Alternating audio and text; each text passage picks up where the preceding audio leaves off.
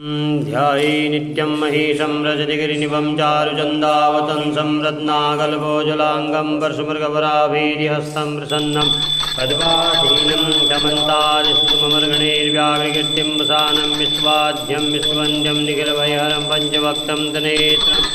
हरिः ॐ वा सहस्रशीलेखा पुरुषः सहस्राक्षः सहस्रपादः स भूमिकुं सर्वदस्वत्पाद्यदशब्दसाङ्गुलं वा पुरुषैवेदकुं सर्वं यद्भूतं यच्च भाव्यं वा हुतां तत्सैतानो यदन्नेनादिरोहति एतावानस्य महिमातो जायांश पुरुषः पादोष विश्वाभूतानि त्रिपादस्यामृतं दिवि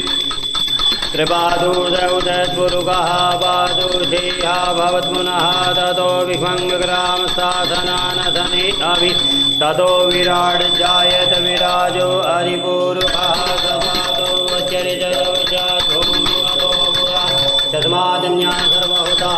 साङ्गतं दशदाज्यं मा वसुसां चग्रैवायुव्यानारण्या ग्राम्या सजै तस्मादन्या सर्वहुतरिचः सामानि जन्निरे छन्दागुंहिजन्निरे तस्माज्जदु तस्मादजायत तस्मादस्वा अजायन्त जैकेजो भयादतः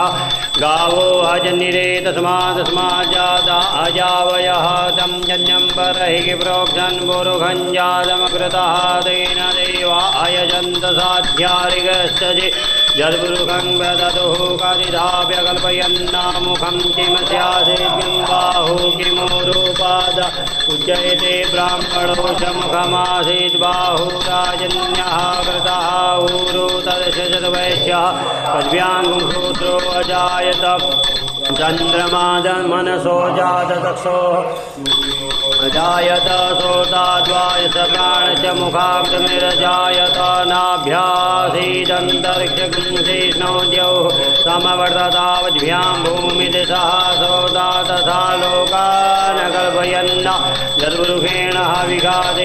जन्मतन्वदावसन्तो स्यासीदाज्यं ग्रीग्मिद्महासर्धविः सप्ताशासन्वरिदश्रीः सप्तसमिदः कृताः देवा जप्तन्तन्वानावदनन् पुरुषं वसुं माजन्येन जन्यमयजन्त देवास्तानि धर्माणि प्रथमान्यासन्न